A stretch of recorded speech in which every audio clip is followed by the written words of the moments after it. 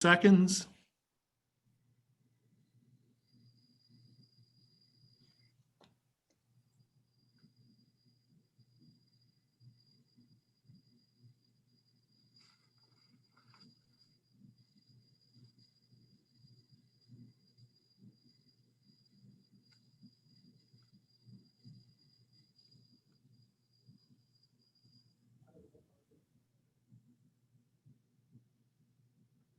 And go ahead, Steve. Good morning, everyone. I am clearly not Tim Sheehy. I'm Steve Boss, Senior Vice President for Government Relations at the MMAC, and I'm pleased to welcome you to MMAC's Business Strategies During the Pandemic series. I'll be filling in for Tim today, who is away because of a scheduling conflict. MMAC envisions a globally competitive region that fosters high-value employment and it sustains a vibrant quality of life for all. We've got a great show for you today. I'm glad you could join us. For the past 9 months, we've been hosting this webcast, and what's been increasingly clear is that the pandemic has changed a lot of things. It's changed how we work, it's changed how we learn, it's changed how we live, and it's also changed how we play. And that's what we're going to dig into a little bit more with our 3 guests today. Rick Schlesinger, the President of Business Operations for the Milwaukee Brewers, Peggy Williams-Smith, the President and CEO of Visit Milwaukee, and David Lee, the CEO of Imagine Milwaukee. But before we do that, as usual, before we get to our panel, we're going to get a situation update on COVID from Dr. Raymond, President of the Medical College of Wisconsin. We're grateful to have Dr. Raymond as a regular contributor to the program to give us sound fact-based information on what the current status of the pandemic is here in Wisconsin and also in the nation. Before we go to Dr. Raymond, I would like to acknowledge today's program is sponsored by United Healthcare. In times like these, traditional health plans may not be the best fit for your business. So take a closer look at All Savers alternate funding from United Healthcare.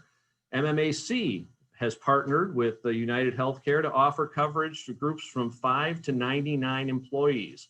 Now small businesses can take advantage of benefits typically reserved for large companies, including underwriting for more competitive pricing, better data so your business understands where your premium dollars are going, a potential surplus refund if claims are lower than expected. So contact your MMAC broker or visit uhc.com/MMAC to learn more. I also want to give a thank you to Spaces. Spaces is serving as MMAC's temporary home during our continuing office relocation. And with over 3,000 global locations and 10 in Wisconsin, Spaces makes it easy to have a productive day at work, no matter what your work situation may be. And with that as preface, I will now turn it over to Dr. Raymond for our regional health update. Dr. Raymond? Yeah, thanks so much, Steve, and good morning, everybody. I hope everyone's doing well. I'd like to start with one of my favorite websites, Worldometers. I like to look at this every day, just to put the COVID-19 pandemic in perspective from the world, the national, and the Wisconsin viewpoints. As you can see, we have over 63 million people as of yesterday diagnosed with COVID-19 in the world, almost 14 million in the US, and approaching 400,000 now in Wisconsin. I think it's interesting, I've calculated the death rates, and we're actually very fortunate here in Wisconsin. If you look at the middle row, you can see that death rates across the world are averaging 2.3% from COVID-19. 2% in the US, but only 0.9% in Wisconsin. And in fact, we've been hovering between 0.8 and 0.9%. So I'll show you on later slides, I attribute a lot of that to the quality of healthcare we have here in Wisconsin, but also largely that we had very small first and second waves compared to the rest of our country and the rest of the world. Also want to point out on the bottom row that we have at 81% of our patients that have been diagnosed with COVID-19 characterized as recovered. And that's significantly higher than the rest of the country and in fact the rest of the world. Part of this may be due to reporting, but I also believe that some of it is due, again, to not having exceeded the capacity of our healthcare systems to provide the highest quality care. And I also want to point out, as I always do, the definition of recovered. Recovered does not mean that people have resumed their pre-COVID-19 state of health. It simply means that they either have had resolution of their major symptoms or that they're 30 days out from their first symptoms or a positive COVID-19 test. And I also want to point out that many people who've had COVID-19 still suffer from long-term side effects. These are characterized either as long haulers or the syndrome is called long COVID. If I could go to the next slide, please.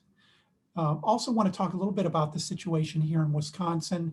As you know, the Wisconsin DHS updates their website in terms of the county situations every Wednesday. So these data are a little bit old.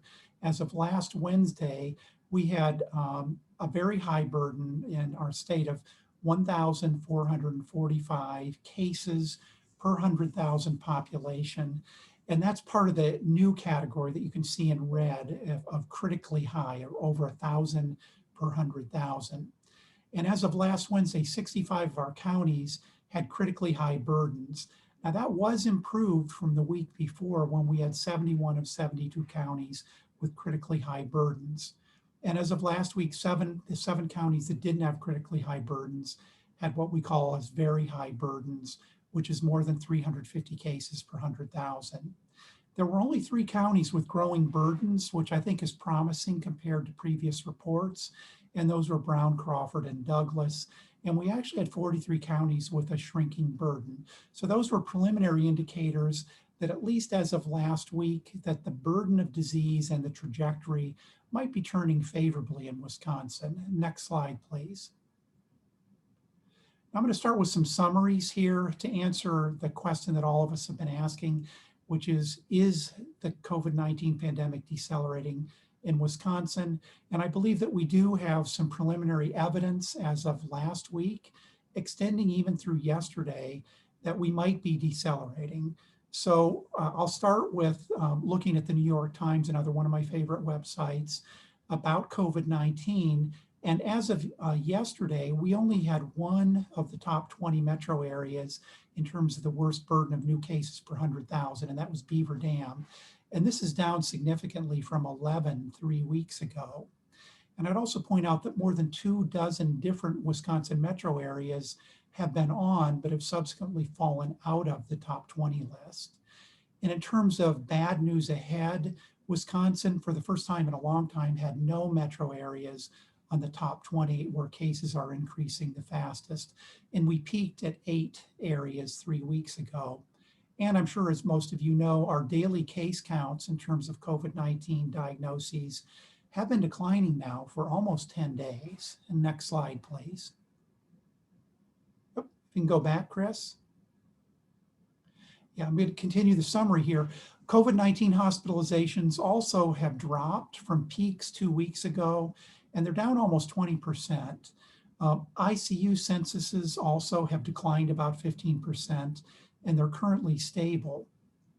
Total hospitalizations and ICU occupancies for COVID and non-COVID patients also have decreased, but I want to point out that they still remain high, higher than the optimal efficiency, and that we still continue to have problems with staff who are out either with active COVID-19 infections or with exposures, so that they're in quarantine until the 14-day period is passed.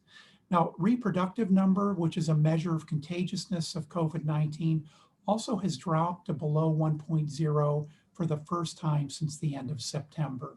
Again, promising news. Doubling times have stabilized, but they are worse than they were at the end of September, and they remain suboptimal. Also, in terms of suboptimal, I would say the positivity rates, even though they've started to drop, still remain very, very high. And this is something that we need to consider going forward. What it means is that there's a large burden of undiagnosed COVID-19 cases in our community and that we're not testing enough people. And the 7-day death rates have started to drop, but are still far too high. So as of yesterday, we had a 7-day average of 43, down from a high of 53 in the previous week. But I do want to point out that as recently as 2 months ago, we were having average daily death counts between 5 and 6. So we're up 8 to 9-fold over where we were at the beginning of September. Next slide, please. I want to go over some of the traditional metrics that we talk about here. Total tests administered in Wisconsin, 2,537,000 or 2,537,000. Those are tests, not cases, I want to point out. Positives, almost 400,000. Yesterday was a very light day in Wisconsin compared to recently, with only 2,534 new cases, and 980 of those were in Milwaukee.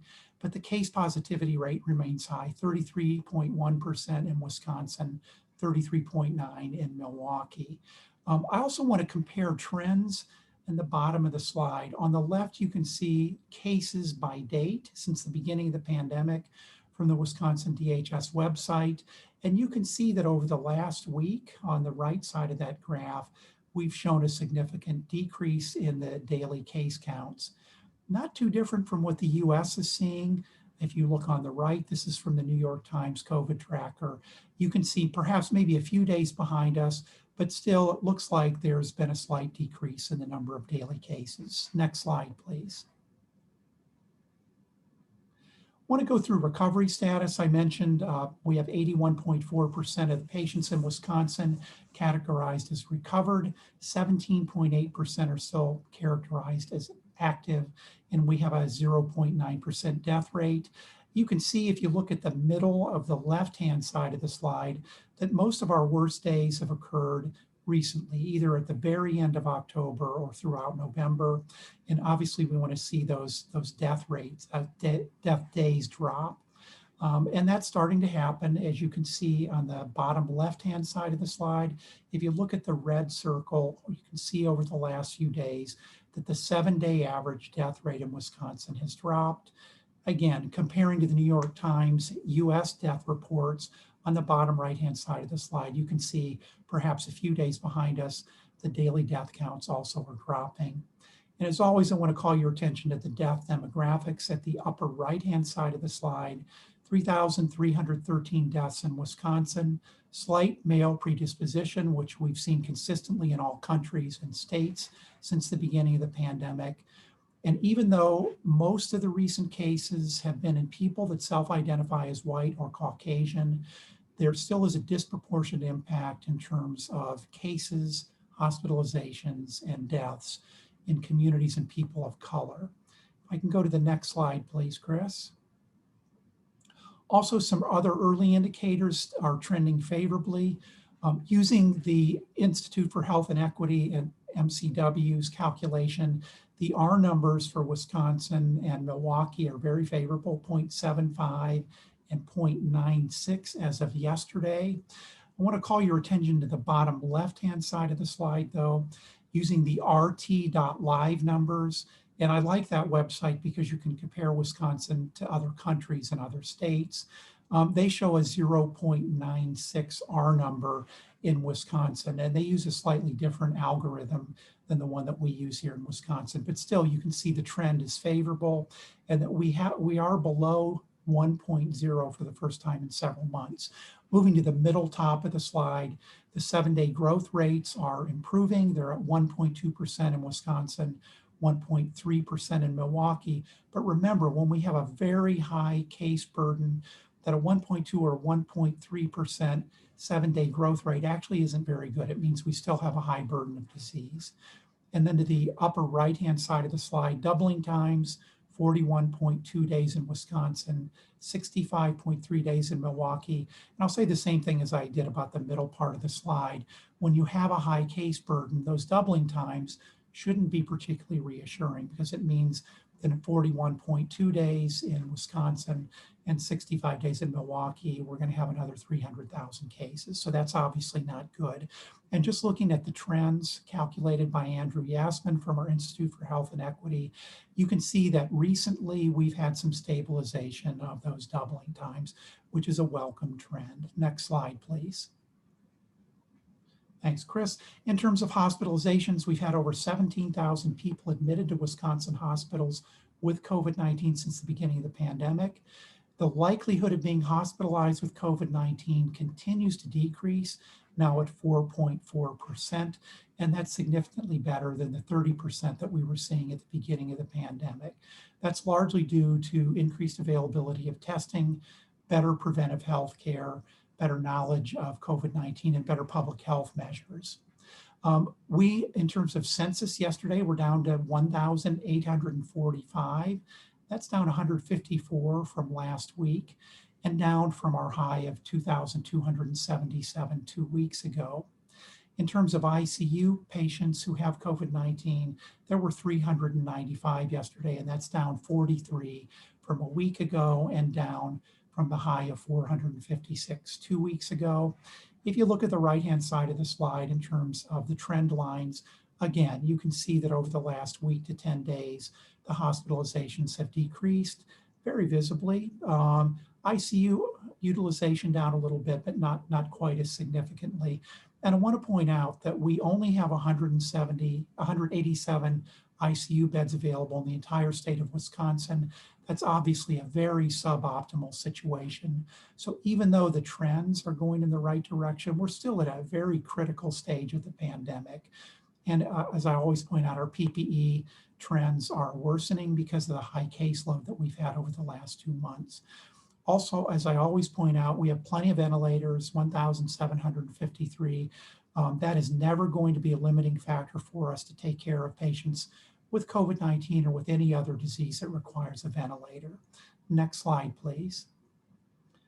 In terms of takeaways from the hospitalizations as of yesterday, we have 1,173 available active beds. 84.9% of those are occupied. And so we have 1,690 hospital beds available in the entire state. Again, that's suboptimal. Hospitals run most efficiently with a 70 to 75% occupancy rate, but this has improved from 2 weeks ago when we peaked at 92% hospital beds that were occupied.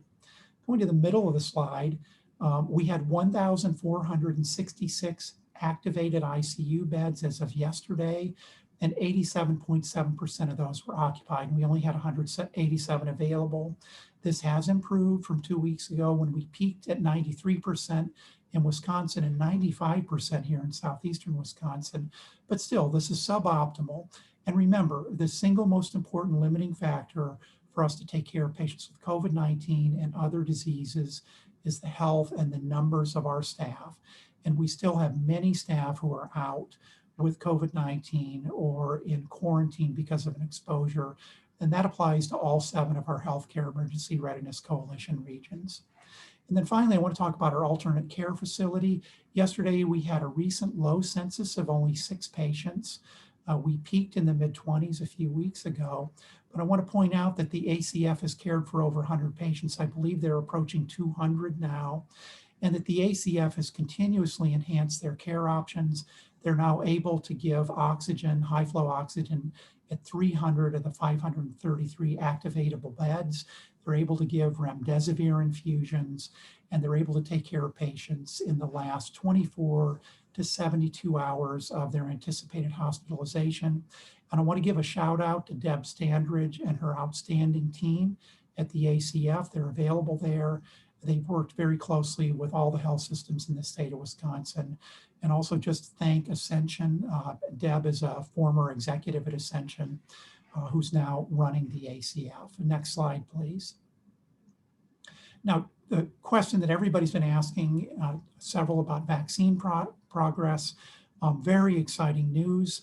The answer to the question about will we have COVID-19 vaccine in the US by the end of 2020 is yes.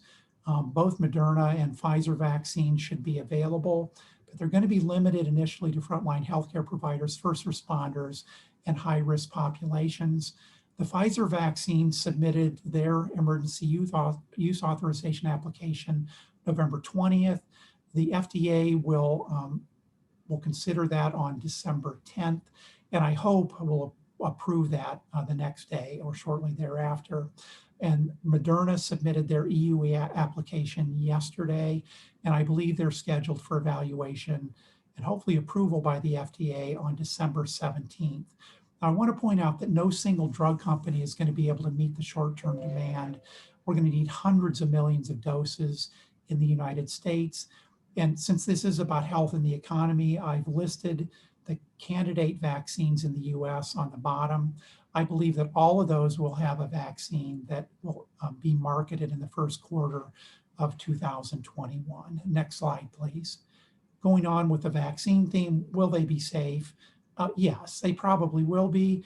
I want to say that we are really fortunate because the preliminary phase 3 trial results, both for the effectiveness and for the safety of the Moderna and Pfizer vaccines, are almost astounding, far better than we could have ever hoped for. And I want to point out that the 9 vaccine manufacturers that are likely to have products on the market in the US and Europe signed a pledge on September 7th to work with our FDA to make sure that they have safe product on the market. And these are really outstanding companies. But I also have to point out, we're not going to have the long-term safety data that we usually enjoy until late 2021. So instead of having 12 months of data on hundreds of thousands of patients, we're really going to have data on 15 to 20,000 patients for each of the drug manufacturers just for a few months. So there will be some questions about safety that we're going to need to really look deeply into. I also would say that the confidence in the FDA's historic independence as a gold standard international regulatory body has been eroded both by the push to get these vaccines on the market and the politicization of the FDA. And then finally, again, for those who follow the stock market, the first to market might not be the best vaccine. For example, the Pfizer vaccine requires an ultra cold chain in terms of distribution and storage that most of us don't have available to us. Moderna also requires a cold chain that's a little bit more approachable and available, especially for penetration out into rural areas. But the AstraZeneca and the Johnson & Johnson products are likely to be able to be stored for up to 6 months in a refrigerator. So those would have some logistical advantages, and they're also cheaper. Next slide, please. And just as I wrap up here, I just want to provide these if you want to download the presentation today, just some answers about a projected timeline for the vaccine. I'm confident that we will have available in the US enough vaccine to vaccinate our entire population by the end of the second quarter of FY21. So I'm a little bit more optimistic than this timeline here from Business Insider. And you can see here that at least initially, the first 15 to 20 million doses of both the Pfizer and the Moderna vaccines are going to be given to frontline healthcare providers, first responders, and somewhat to at-risk populations. Next slide, please. These are some risk calculators. You know, we just made it through Thanksgiving. Even though the trends are favorable, we're not going to see any of the behavioral effects of COVID-19 until this week. And I would point out that when Canada had their Thanksgiving last month, they had a tremendous surge after Thanksgiving. So I'm going to hold my breath that we don't have a surge upon a surge going forward. But here are some really good risk calculators that you can use when you're considering the riskiness of any activity that you might be considering. And I particularly like the one third from the bottom that's a Georgia Tech risk calculator because you can actually focus in on your zip code. And next slide, please. And this slide simply shows the data sources that we use for these presentations. So with that, I'll turn it back over to Steve. Thank you, Dr. Raymond. Before we head to our panel, I wanted to just ask a couple of questions that have come in during your presentation. A couple on the vaccine, one on the mechanics of it, and one on the types of vaccine. First of all, there have been rumors that Pleasant Prairie is going to be used as a storage facility for the Pfizer vaccine. Any information you have on that, and also any information on will Wisconsin get a specific tranche of vaccine? And then the other vaccine question we had was on children's vaccines. And is the timeline the same for children's vaccines? Let me start with the last question first. None of the study populations have included people under 16. and most have included none under 18. So we're going to require a separate study for children. So I think they're likely to be last in line to get a vaccine for safety concerns. So I'll just start there. I know that there's an FDA panel that is going to make some recommendations to the vaccine manufacturers about children specifically, and they're likely to release their findings in the middle of December. I have also heard that there will be a Pleasant Prairie distribution center, one of two in the country actually, for the Pfizer vaccine. And my understanding is that the first shipment came yesterday from Europe and should be being stored there as we speak. I'm not sure that that's going to give us an advantage in terms of the number of vaccines available per capita. That'll be determined, I think, in consultation with Operation Warp Speed. But at least it'll be easier for us to get that ultra cold chain distribution here in Wisconsin. And I do want to point out that as of now, each state Department of Health Services or their equivalent will be determining the policies for distribution in their state. So there was another question here about indigenous reservations and other at-risk populations. I know that there's an ongoing discussion about where communities and people of color and essential workers will fall in the 1B to number 2 categories. 1A is healthcare providers and first responders. I don't think that situation's been resolved, but we should know very soon when, again, the advisory panel should be releasing their guidance within the next week or two on that. Thank you. A couple of questions I think we'll wrap here on. Regarding testing, there's been some confusion about whether positivity rates are more reflective of test numbers and test rates. And there's also been some conflicting advice on when people should get tested. Should they be tested asymptomatic or only symptomatic? Anything you can do to clarify how the testing is impacting the positivity rates and the numbers we're seeing? Right. Well, I think the general wisdom is if you have a high positivity rate, you have a high burden of undiagnosed COVID-19 in your community. So if you believe that, and I do, it means we simply aren't testing enough people. We have capacity that we're not using, so there may be a reason why people aren't seeking out testing. And it's hard to describe that. The other thing with these metrics, I do want to make sure that everyone understands we shouldn't put too much, we shouldn't overinterpret a single metric. That's why we present a whole panel of different indicators and metrics so that we can have a general idea of what's happening. And we also look at trend lines more than anything else. But I would say the simple answer is we're not testing enough people here in Wisconsin. And I think you asked another question about testing, Steve, that I might not have answered. No, I think you covered it there. It was, when people should be tested, how many should be tested. Oh yeah, when people should be tested. Thank you. If you have a suspected or a documented exposure, you should wait 3 to 5 days from that exposure to be tested. Normally, we don't have if you're going to be infected, you don't have enough of a viral load in your nasal cavity for the PCR test to detect it until at least 3 days after the exposure. So if you're asymptomatic, you have a documented exposure, wait 3 to 5 days to get a test. If you have symptoms, get tested as soon as possible. Great. Thank you very much, Dr. As I went into this strange year of 2020, I never thought I'd be discussing viral load in my nasal cavity. So there's always things new. So if I could bring our panelists up, Rick and David and Peggy.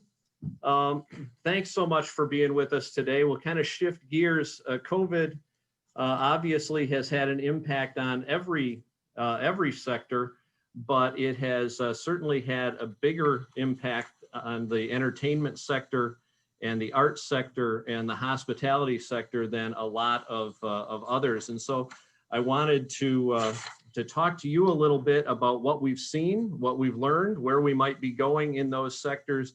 Because each of your sectors is similar in some ways, but also very different in other ways. So I'm going to start with you, Rick, and the Brewers. Shortly before the pandemic hit, MMAC had released a study on the economic impact of Miller Park, which of course will be American Family Field in the near future. And it showed the ballpark generating $2.5 billion in economic activity over the past 20 years. And sadly, the pandemic gave us a little bit of a look at what life without a Miller Park and without the Brewers might be. So before I get to baseball questions, maybe some economics questions, and the economic ramifications you saw of COVID on the Brewers writ large, the team, the community, the ballpark. And what did we lose? What were we able to salvage? Kind of the economics of the COVID pandemic from the Brewers' perspective. Yeah, thanks, Steve. And thank you to Dr. Raymond for that very insightful presentation. At the end of the day, we're in the entertainment business, and there are people out there doing yeoman's work to save lives and make people healthy, and it puts things in perspective for sure. I would say that we didn't need a test case to demonstrate, I think, the value of the Brewers and the Miller Park to the local and state economy, but we certainly have had a window into what it looks like. And obviously it was very, very detrimental to our business to have no fans, have a 60-game season, all of the jobs that were lost, all of the part-time stadium workers that, help with parking and concessions and stadium security. All those positions were essentially lost for the year because we had no fans. And, we are a business that relies heavily on admissions, on people coming to our venue and watching our game live. And in particular, in Milwaukee, we're the smallest media market in baseball. So we, in particular, derive most of our revenue from people coming to the ballpark and much less from people watching on television or listening to Bob Uecker on the radio. So we sort of had a double whammy. We lost our admissions revenue, and we had to rely on a very small amount of media revenue that frankly put us in a difficult spot. The good news is that, we understand that this is not a permanent state of our existence. And the vaccine news and the fact that there are opportunities for mass gatherings to come back online safely and effectively gives us certainly hope for 2021. But this is obviously a very, very detrimental economic impact on us. And the key thing for us is coming back safely. And we're seeing very early trends for our season seat holders and early ticket buyers. And there's clearly they're saying with a very strong voice they want to come back to Miller Park and come to the ballpark to watch games. So our advanced ticket sales are tremendous, even though we don't have full clarity on the 2021 season. So that's a window of good news in an otherwise very difficult economic environment we're all collectively facing. Thanks. Let's shift to the baseball side a little bit. I think it was fascinating the adjustments the team had to make on the fly throughout the season, from just the season itself to the cancellation of games and the rescheduling of things. Looking back on the season, what would you view as your biggest successes, maybe the biggest disappointments, and biggest surprises with how things went from a baseball side of things? I think, it sounds funny to say this, Steve, but literally just getting the season completed and crowning a World Series champion, even though it wasn't us, for us to navigate through a very difficult negotiation with the Players Association on what the season would look like, to deal with, the fact that our opening game had to be postponed because of an outbreak, to dealing with all of the health and safety protocols and rules and regulations governing not just the players, but all of our on-field personnel and all of our staff, to get through that and get to a finish line where we crowned a champion, I think was a tremendous achievement. You got to give a lot of credit to the players, the coaches, to Major League Baseball officials in New York, and literally, a lot of people around the different states who made it possible. Biggest frustration for me was just, I was at the games, and it was an eerie feeling to be at a ballpark and where you can hear, the crack of a bat and basically, the players actually talking while there's no fans in the stands. And this is baseball is to be viewed with thousands of fans, and the players certainly missed it. There's no question in my mind that the performance of some of our players was affected adversely by the fact that they were playing in empty ballparks. You lose all the adrenaline, all the excitement, all the energy that a live audience brings to your event. And I think we struggled, and it was very difficult. And for athletes who are used to an environment of 40,000 people at the ballpark, and having that gone was a problem. Again, we spent a lot of time trying to be proactive and often had to be reactive in how we had to deal with things. And I guess I'm not surprised, but I'm most gratified of our staff here at the ballpark in our business and baseball operations, literally coming together, often working remotely, often having to deal with some incredibly difficult, challenging financial decisions, and everybody stepping up and really deciding what was best for the organization. And it was gratifying to see us come together as an organization, even though we had diminished resources and a lot of dark days and a lot of uncertainty about the finances. So in times of crisis, it's a cliche, but you learn who the warriors are and who the people you can rely on. And I think our staff deserves a lot of credit, as well as our players, for navigating through some unprecedented times. I guess a final question I'd have for you before shifting over to Peggy is, crystal ball, what does the future of baseball look like coming out of this? I mean, are there any things we've learned that carry over? Do the economics change? Does the fan experience change?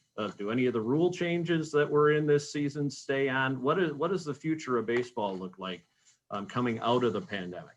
Yeah, I think obviously we're going to be looking at a whole host of protocols and different things to be in a position where we can safely have 40,000 people back at the ballpark. And we're working closely with Major League Baseball, with health officials, with all the state and local authorities who are going to help us navigate.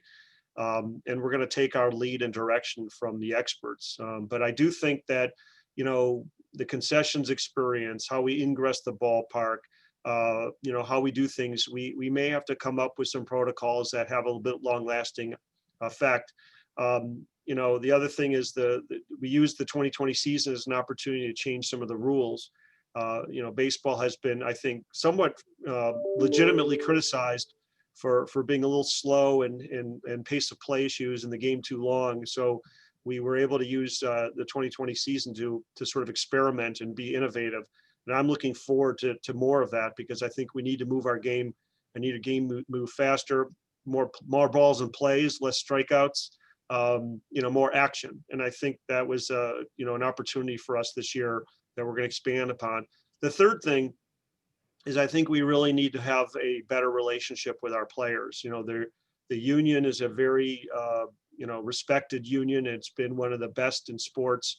But we always haven't had an agreement between owners and players on protocols. I think we need to have a new level of cooperation with the most important asset we have, which is our players. And I think we need to figure out collectively, how do we navigate through the challenges of the economics we face this year, and that will probably bleed into 21. And also, how do we forge a relationship where we can do what's best for the fans, do what's best for the game, grow the game, make the game more interesting. Ultimately, the more interesting the game, the more popular, the more economic benefits flow to both owners and players. And I just think we have to all recognize that. Thanks, Rick. We're going to shift to Peggy, but I'd like to invite people, if you do have questions for Rick or any of our panelists, you can use the Q&A function in Zoom and put them there. And if we have time, we can get to them. Peggy, shifting to you, give us maybe kind of a state of the hospitality industry and kind of where we are at this point in the pandemic. Sure. Well, thanks for having me. And I do want to also say that, baseball provides countless number of room nights for our city as well. And the loss of having fans at baseball was certainly felt in the hospitality world. Tourism in 2019 was a $5.9 billion industry in the greater Milwaukee area, supporting over 53,000 full-time family supporting jobs, and that doesn't even include part-time. And we represent in the greater Milwaukee area over 20% of the state's local or total tourism economy. We have lost every festival this year, things that everyone knows. I mean, I'm not telling you anything you don't already know. We know that a recent survey conducted by the Wisconsin Hotel Lodging Association said that nearly half of all Wisconsin hotels could close within the next 6 months if they don't receive aid, as well as an influx of guest rooms. Restaurants are in the same boat with increasing restrictions, increasing cases, and fear, and this is typically a slow period anyway, so we could see increasing numbers of restaurants close as well. Our theater venues have been closed for over 9 months. That's 9 months of without any live entertainment to feed our souls and nourish our minds. And our museums reopened, but have since had to close back up. So, at this point, what we are looking for is the positive, and the positive is that the back half of 2021 still seems to have interest in groups wanting to meet. So that gives me some hope that there is an end and a light at the end of the tunnel that can help us to begin to reopen and welcome visitors back into our city. Peggy, the hospitality sector has often been targeted as a source of problem in this pandemic. If there's one thing that you could share with people about the hospitality industry that they ought to know or should know in terms of how it's operating, what would that be? Well, I think that we, with the help of you, Steve, and the MMAC, we identified quickly that hospitality was being targeted as a place where the virus was spreading. So we got a group of restaurant and bar leaders together to figure out how we could coexist with the virus and how we could do everything we could to help these businesses operate safely and then broadcast that across the city. And that is part of what we have done at Visit Milwaukee is we have shifted. We're still talking to our customers outbound. We're still placing ads. We're still talking about Milwaukee as a great place to come, but we really needed to market locally and tell what our businesses were doing to be safe so that we could create an environment in which these businesses would be able to be open at the end of the virus. If we don't have restaurants and bars, if we don't have Bucks and Brewers games and festivals, we don't have anything to incent visitors to come visit Milwaukee. If we don't have art performances, the rep, all of those different things, we do not have a story to tell. We live in an experiential world, so we wanted to make sure that we did everything we could to help our restaurants and our bars and the rest of our partners say how safe they were being in order to have that tourism ecosystem available to us when this ends. So, kind of a crystal ball question for you, Peggy. How does this sector come out of COVID? And what is going on with Visit and others to help it come out of COVID, or like you said, coexist with the virus right now? Well, I don't have a crystal ball. I love listening to Dr. Raymond tell us that there are things that are happening. We're going to have a vaccine. I heard several news reports this morning that herd immunity could be reached by May. I don't know if that's true, but those are things that we look for in order to communicate to our customers to try to keep them on the books.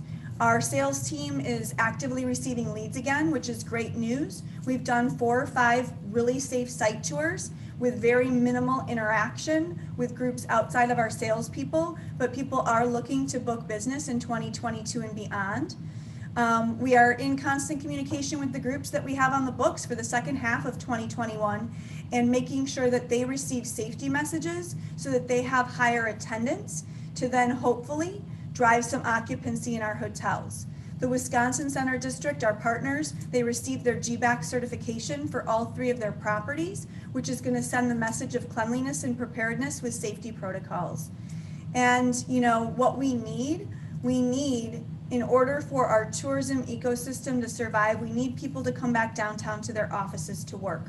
We need people to start traveling for work again. Business travel is going to be absolutely integral to the recovery of our hospitality industry. It's going to help local businesses, and then that will help us to attract more leisure customers. And then we're doing a season of giving campaign to encourage support for all local businesses, from hotels to dining to retail to attractions.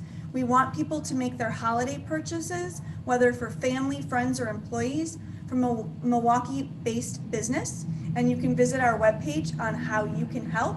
We're also building a hotel month in the latter part of Q1 of 2021. If you follow us for more details, we're going to be rolling that out soon. And then finally, we're creating a fundraiser for all of our businesses through a unique virtual event campaign, which will launch in January. We're going to talk about this on our December 11th webinar, so be sure to tune in for details. Thanks, Peggy.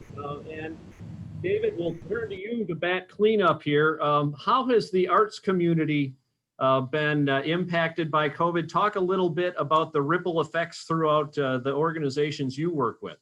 Sure. Thanks so much for having me here. I'm so excited to join this esteemed panel and to kind of, I guess in some ways, put a button on the fact that the arts, the nonprofit arts and culture organizations are a part of this interrelated matrix of businesses that make Milwaukee a great place to live, work, and obviously play. I think just a couple of high-level bullet point stats, right? Because I think sometimes people forget that the nonprofit arts and culture sector in Wisconsin represents about 3.1% of Wisconsin GDP, according to the Bureau of Economic Analysis. So this is, it's a considerable sector. And as you heard from Peggy and Rick, organizations within our sector vertical, right, that bring people together to celebrate and our shared humanity have been the first hit and will likely be the last to reopen with full confidence of the public. So many of the organizations that we work with, which includes the large, arts organizations like the REP, like the MSO, all the way down to, smaller groups, to individual artists, are dealing with the fact that they largely can't work or can't produce. And that has been for the last 10 months, just an incredible challenge. And I think we're all facing, really, I think you've heard it from Peggy, you've heard it from Rick, kind of the same challenges, right? Which is the groups within our sector vertical have largely had their our product lines go dormant, right? And so the challenge right now is, how do you preserve infrastructure through innovation, through lean process, through whatever it might be, through the generosity of our friends and neighbors, to preserve that infrastructure to a point by which, when we restart, all of the infrastructure is there so we can turn the lights back on, right? And I think that's really what we're hoping for. And the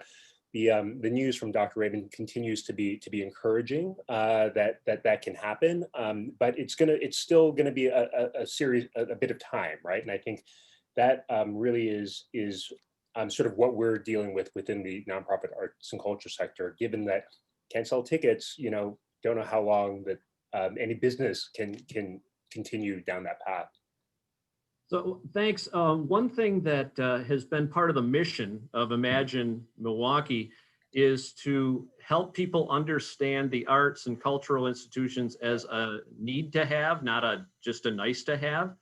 How has the pandemic impacted your ability to share that message? I can see it cutting both ways. When people are, fighting to stay alive, going to a show doesn't seem as big. At the same time, as we've heard from the others, there's a hole that people realize, they're missing something. So how has that message of Imagine Milwaukee been impacted by the dynamics of COVID?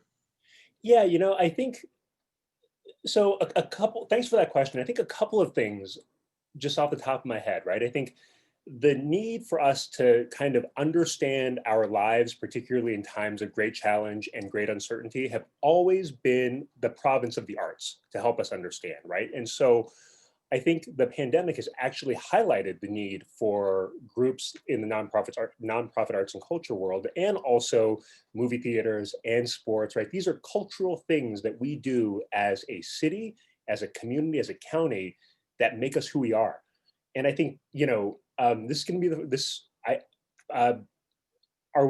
it is a challenge, right? That we can't go to see the Christmas Carol, right? Or the Nutcracker. These are problems that really speak to challenges to our sort of shared culture as a city. And I think that's really one piece. And I think I've gotten the question quite a bit, right? How do we support, quote unquote, the arts at a time when we have to support all of these other things in the basic needs sector, given that everybody's hurting right now? And my response is, largely, when you support the arts, you're not supporting a building. You're supporting people. You are supporting your friends and neighbors who are working in these institutions to bring products to you that bring you joy and connection and all the things that we know that the arts does. And so I should note before I forget that today is Giving Tuesday. And so for folks watching on the webinar, make sure you go to our website. We have a page, our Giving Tuesday page actually highlights a bunch of our city's arts and culture organizations who have Giving Tuesday campaigns. And we really hope that you can support to the best of your ability.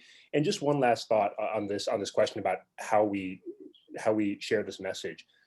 I think, when we think about the challenges that we faced over 2020, right? As I mentioned, our sort of product lines have gone dormant. I expect that in the future, at some point in 2021, hopefully 2021, maybe 2022, there's going to be incredible demand, right? Because we have been locked away from each other for so long. And I'm really excited to be able to work with our groups, with Peggy, with other entertainment organizations, with our sports institutions, to figure out how we work together to address that demand in a way that our city and our county can offer options for all of our city's residents to be able to re-engage, reconnect, and restart in a way that creates this thriving, vibrant, and healthy Milwaukee that we here at Imagine MK envision. And I know that you and everybody at MMAC does as well. And just kind of a wrap up to you, similar to the others, where do you see the future of our culture and arts coming out of COVID? Is there a realignment? Is there, a triage within the sector? Peggy talked about some shifts in the hospitality industry that are going to end up probably inevitably happening. Where do you see that in the arts community? I think many of the things that Rick mentioned and that Peggy mentioned are things that our groups are working on too, right? And I think this really underlines the fact that the nonprofit arts and culture organizations in this industry sector face many of the same challenges, right? And so the things that they're doing insofar as like moving folks through an experience, or selling concessions, or doing all of those sorts of things are going to change, particularly in the near term. I think in the first quarter of 2021, you may actually see some of those as we get through this current surge. I think you may see some of those new innovations, right, in how people are interacting with going to the market center or to the rep, or experiencing shows. But I think, again, this idea of like, right now, we're really trying to like preserve that infrastructure so that when we can turn the lights on, we can turn the lights on big and have a real big party with all of our friends across our industry vertical. And if I could bring Dr. Raymond back in here for a question that I'd like to pose to all of you, because it's been popping up in different ways in some of the questions we've been getting here.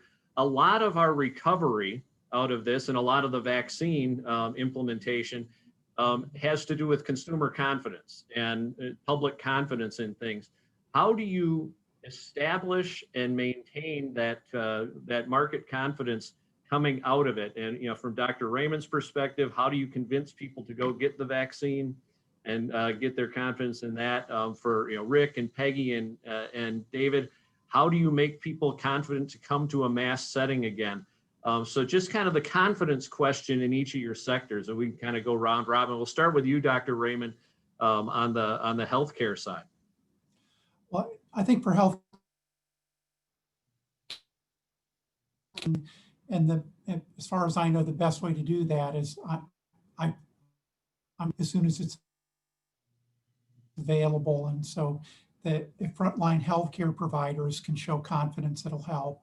And then just in terms of the overall economy, until we have maybe 70% of the population that either because they've been infected or they've been vaccinated have immunity, and we have a very low burden of COVID-19 in the community, it's going to be hard to get back to normal.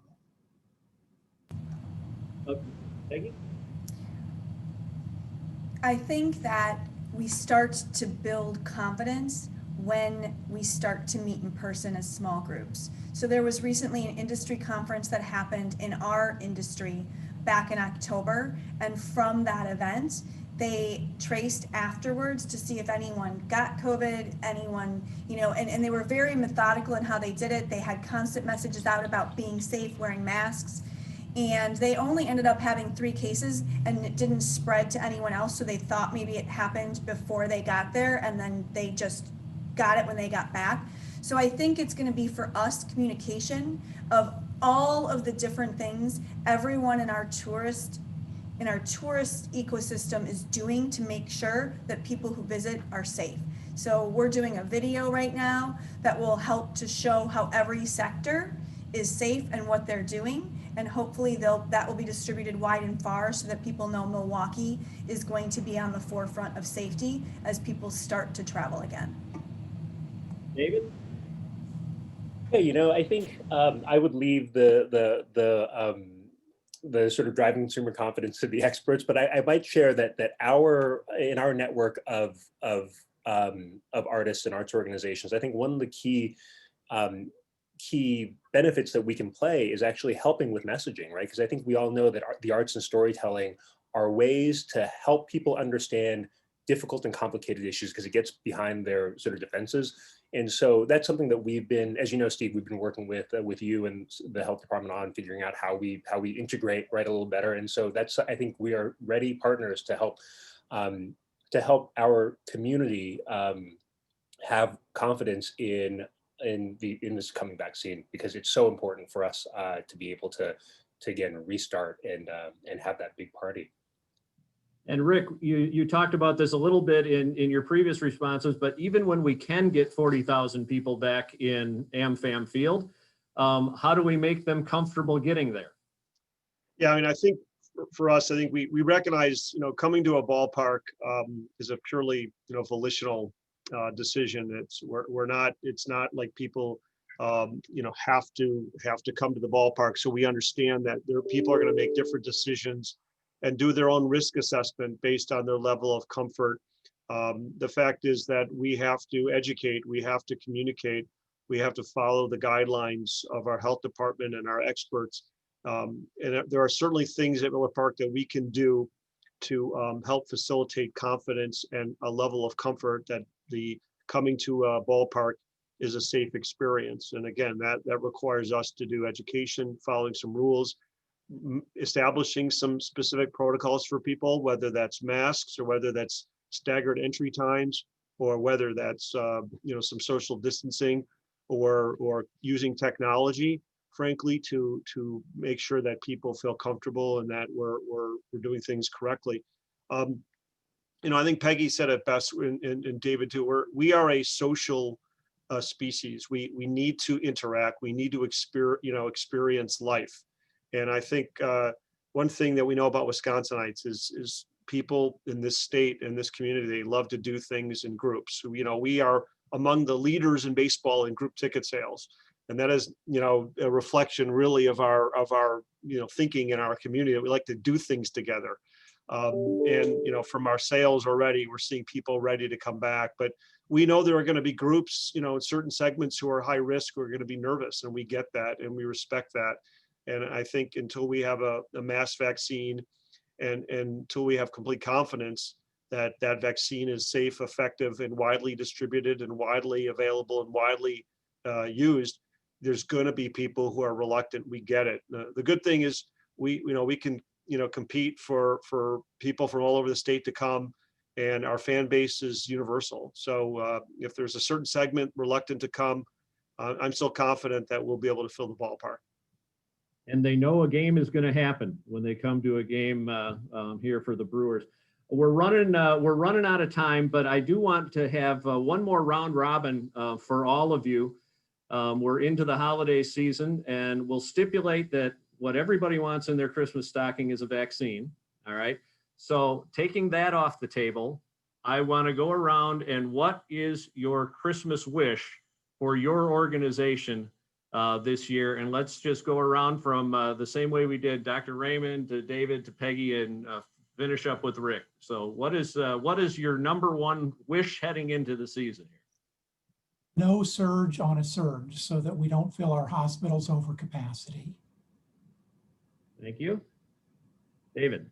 Gosh, I feel like Dr. Raymond did not give me enough time to think through this question. I think the one wish that I would have for my organization is that that right now it's really difficult, right? Because many of the organizations that we work with have been working on figuring out how to continue to engage their subscribers and their ticket holders and other stakeholders through the holidays. And because of some of the challenges with regard to the recent surge, they haven't been able to. And so I think my one wish is that all of the arts and culture organizations within our purview can make it through this time because help really does seem like it's right around the corner, right? So we can all come together and make sure that we can continue to preserve this vital asset and this vital infrastructure of our cities and counties' arts and culture infrastructure. That's my wish. My wish is more about the entire community, and we've done a lot of coming together during this time frame, and I just hope that we can continue to be kind to one another and know that everyone in this community is suffering at this point, and that the only way we're going to come out of it is if we lift each other up and not tear each other down. So kindness is my wish. Peggy, and Rick, we'll wrap it up with you. I think, Peggy said it really eloquently. I think we all need a huge dose of compassion and respect, and frankly, back to what makes Wisconsin and Milwaukee so great, which is the neighborly connections that we all care about each other. And my wish, also my secondary wish, is what I wish for every year, which is a World Series championship for the Brewers. So I always have that goal. It's still with me. I love sports. I think sports can elevate a town, elevate a community, heal wounds, make people feel good, and make people smile. And we could use some of that right now.